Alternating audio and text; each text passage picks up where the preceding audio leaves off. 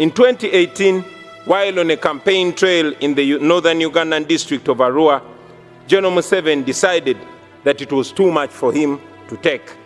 He alleged that our supporters had stoned his motorcade, and for that reason, the military was given orders to shoot and kill. I had just stepped out of my car when suddenly I heard gunshots. Blah, blah, blah. My driver and friend, Yasin Kauma, was shot dead in the car seat that I had been occupying just a few minutes earlier. I took a picture of him and tweeted it, him lying in a pool of blood. I tweeted it with the caption, "Police has shot my driver dead, thinking they've shot at me." And then the Special Forces Command, a section of the military that is led by General Museveni's son, Muhoozi Kainerugaba, started hunting for me. For the next 8 hours, I hid in a random hotel room as they broke down every single door looking for me.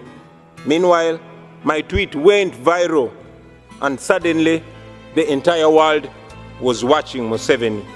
So when they finally found me, they did not kill me, but they tortured me to near death. I was detained in a military base for several days.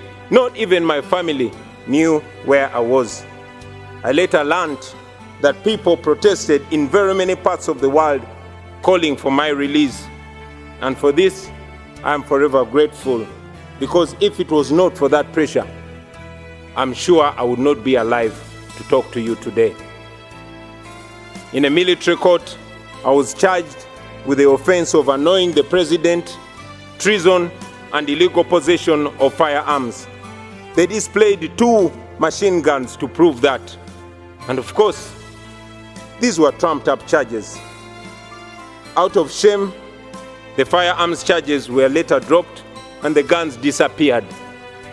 2.5 years later, that case has not been heard. So, in 2019, I announced that I was running for president. Now, under General Museveni's Uganda, that means 3 things. It either means prison, or being forced into exile, or death. But we were ready for all that. And yes, that's exactly what happened.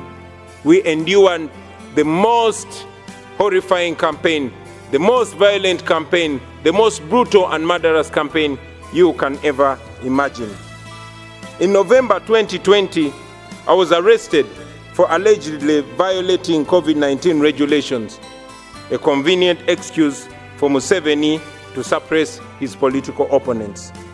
Our supporters protested against my illegal detention, and the military went on rampage. They shot and killed hundreds of people. But of course, General Museveni came out and said that they killed only 54 protesters. Thousands were arrested, and instead of the accountability for the massacre, General Museveni came out and praised the military for a job well done. A few days later, my bodyguard and friend, Frank Senteza, was deliberately run over and killed by a military police car. Thousands of our supporters were then abducted by security operatives in unmarked vehicles called drones in Uganda. And as I speak to you right now, many are still missing, while others are still in illegal detention, simply for supporting me and our party.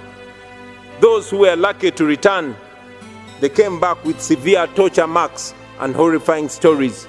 Stories of eyes and fingernails plucked out. Stories of men being castrated and women being raped in detention. But we never gave up, and we will never give up.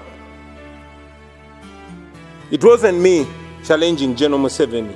No, it was an entire generation.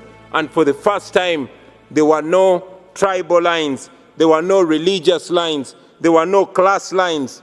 The entire population was speaking with one big voice. All our people were saying, people power is our power. It was the biggest public phenomenon that I had ever seen. Now, I had been a celebrity, I had done hit songs, I knew what it meant to be famous and having people chant your name wherever you go.